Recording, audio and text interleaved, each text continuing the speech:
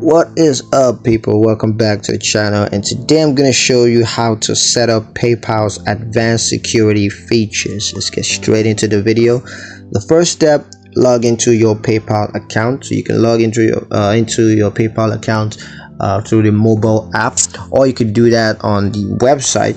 And once you're logged in, you want to move on to the next step, and that's to navigate to the security section. So once you're logged in, just click on settings or accounts, and then select security or security and password, and that's going to take you to the security section. Next up is to enable two-factor authentication.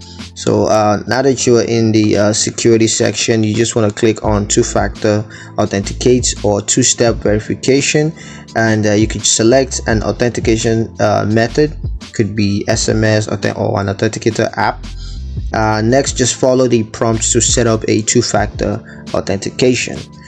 Next is to set up account alerts. So you can click on account alerts or notifications, and then choose the type of alerts that you want to receive.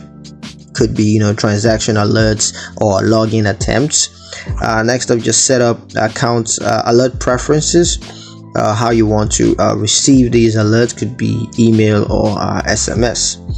Next step is to enable login security. Now you want to click on login security or password and security, and then you want to set up a strong password and password requirements.